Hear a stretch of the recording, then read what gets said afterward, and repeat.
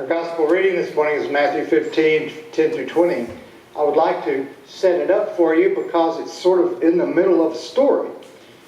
Jesus is teaching the crowds, and some Pharisees and scribes come down from Jerusalem to ask him a question. They ask him, "How come your disciples eat without washing their hands?" That's the tradition of the fathers.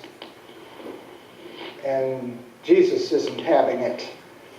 You see, that was a good question, actually, because the Hebrews or the Jewish community had a whole system of purity laws that had helped them maintain their identity in a very diverse world, and now they were having to live in the Greco-Roman world, and so it seemed important to keep the ritual system alive.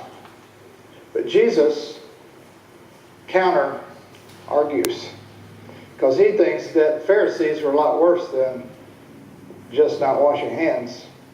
So he uses an example. Adult children, according to our commandment, honor your father and mother, they help out their aging parents in many ways, and especially financially. But you are to, and that's according to God's command, honor your father and mother. And you tell them, take that same money and instead give it to God. That is, give it to the temple treasury, i.e. to us. He said, that is just wrong. You are hypocrites. You're doing a lot worse. And that's when we pick up the story. So in response to that, he turns to the crowd and said to them, "Listen and understand. It is not what goes into the mouth that defiles a person, but it is what comes out of the mouth that defiles." Then the disciples approached and said to him, "Do you know that the Pharisees took offense when they heard what you said?" He answered, "Every plant that my heavenly Father has not planted will be uprooted. Let them alone. They are blind guides of the blind. And if one blind person guides another, both will fall into a pit." But Peter said to him, "Explain this parable to us." Then he said, "Are you also still without understanding? Do you not see that whatever goes into the mouth enters the stomach and goes out into the sewer? But what comes out of the mouth proceeds from the heart, and this is what defiles. For out of the heart comes evil intentions, murder, adultery, fornication, theft, false witness, slander. These are what defile a person, but to eat with unwashed hands does not defile." This is the word of the Lord.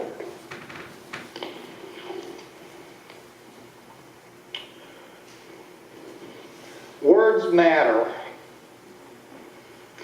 Jesus' teaching about the importance of words, what comes out of the mouth, is very timely for us today as the nation wrestles with the events in Charlottesville, Virginia this last weekend. The nation witnessed neo-Nazis, the Ku Klux Klan, and white supremacists parade through the streets chanting anti-Semitic and old Nazi slogans, presumably in order to protest the taking down of a Confederate statue representing hatred and slavery.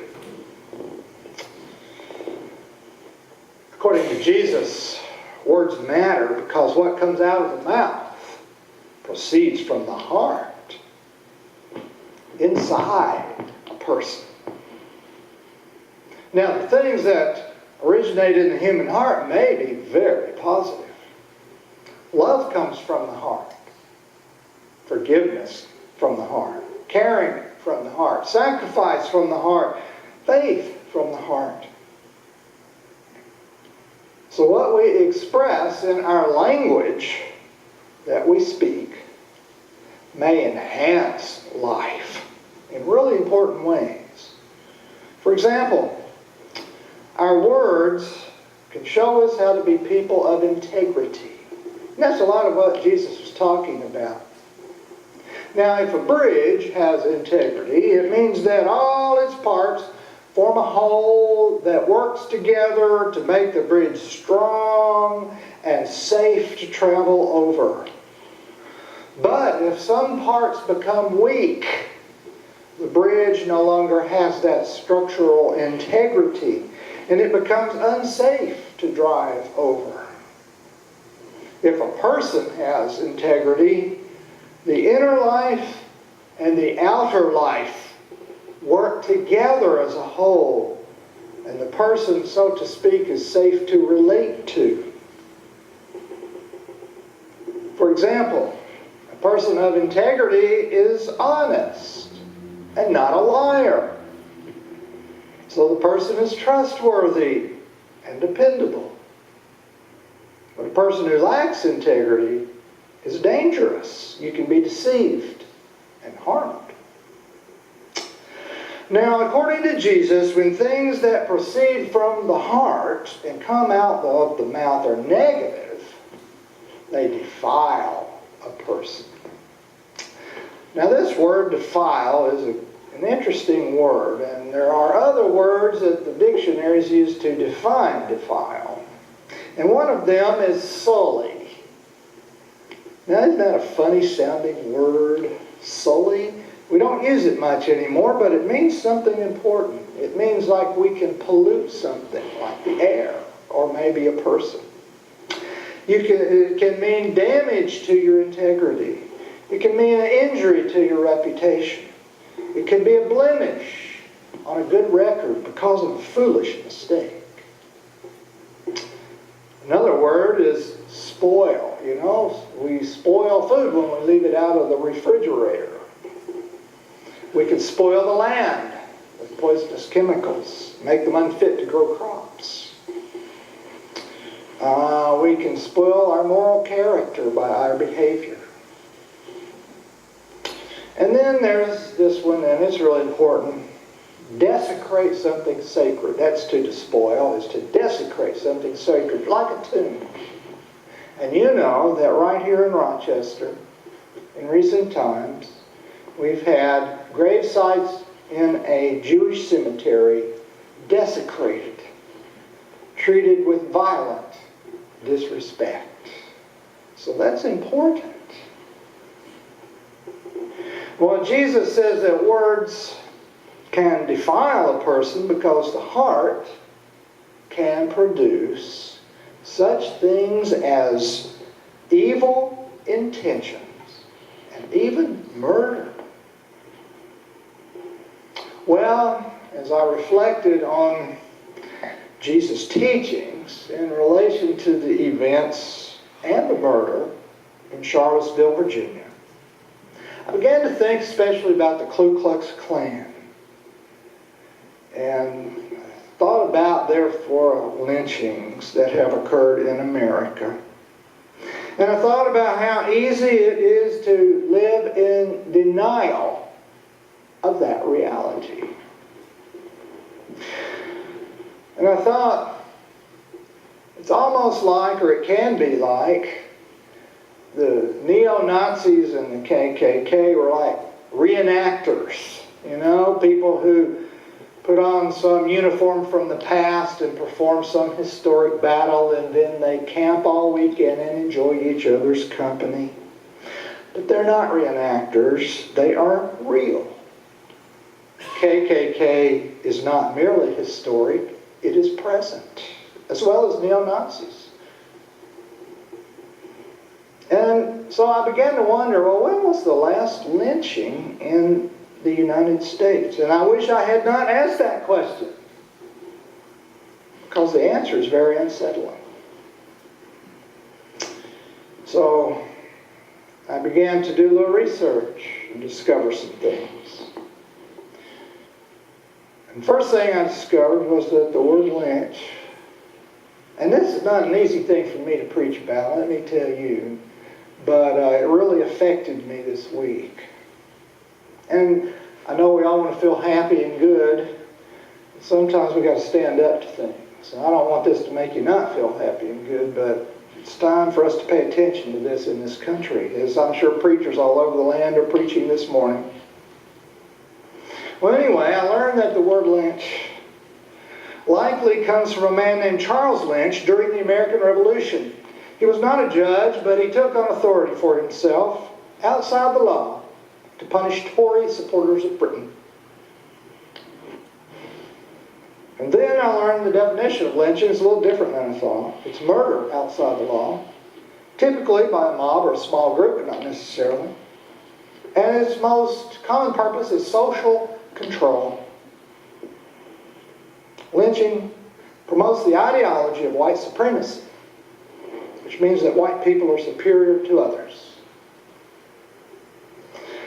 And third, I learned that lynching can not only occur with hanging by rope. You know, if you look historically, rope, hanging has been, I guess, in our country, the most typical means of lynching. But you know what? That's just one means. People have been burned alive. People have been shot with a gun. People's throats have been slit with a knife. Any kind of means can be lynching. Didn't know that. And then fourth, here's the most disturbing thing that I learned. I learned that pictures of lynchings were made into postcards sent around. It's all about social control, isn't it? Just like the Confederate monuments and flags. And if you look on Wikipedia, you've got pictures of those postcards, and it's just gut-wrenching. It really brings it home.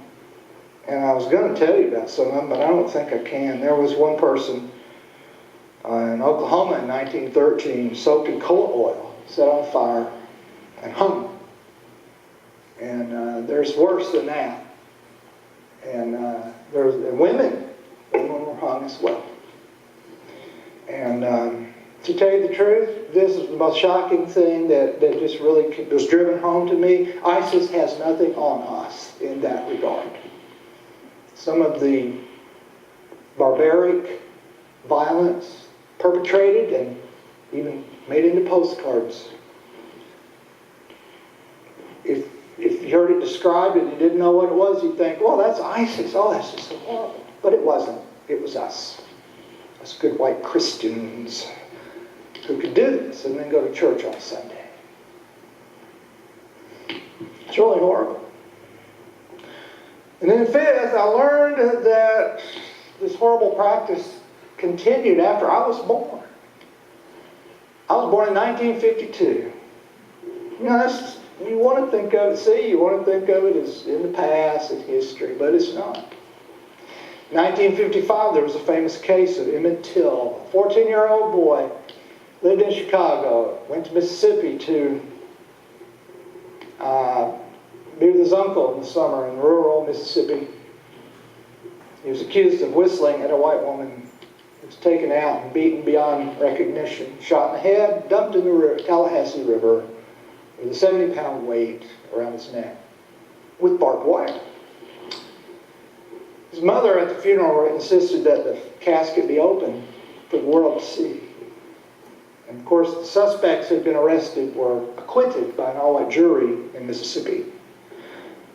Those were the times into which I was born, and many of us here today were born. And I thought, well, maybe that's the last one. Then I remembered April 4th, 1968. Someone lynched Dr. Martin Luther King Jr. with a gun. And I thought, well, maybe that was the last one. But then I remembered on June 17th, 2015, a 21-year-old white supremacist, self-declared white supremacist named Dylan Roof, entered Emmanuel African Methodist Episcopal Church in Charleston, North Carolina, and shot to death 9 black church members, with 3 surviving. And he is now scheduled to be executed. It is not the past. It is not merely history. It is the present. And we can see it sometimes on videos now. They go viral. Then short of lynchings, we're in the midst of intimidation. June 28th, 2017, last June, a noose was found outside the National Gallery of Art in Washington, D.C. Talk about intimidation. And that's only one of several, a whole big handful of nooses that have been found in recent times in the Washington, D.C. area. It's very serious. And then, of course, there was last weekend with all of the regalia and chanting. Very intimidating. So Jesus' teaching is very important today.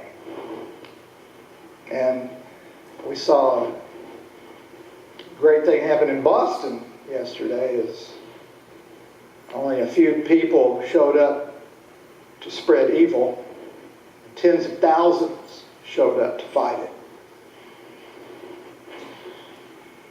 We must pay attention to what proceeds from the human heart. And as a community of faith, we must bear witness to the possibility that love can come from the human heart as well as evil.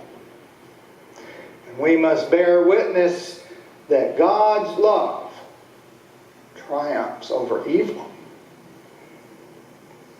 And we must bear witness to the hope and the confidence that God's power can change human hearts, even those that have been invaded by hatred and prejudice.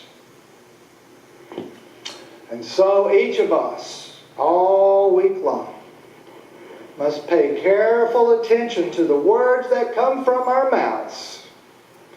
For as Jesus clearly teaches, words matter.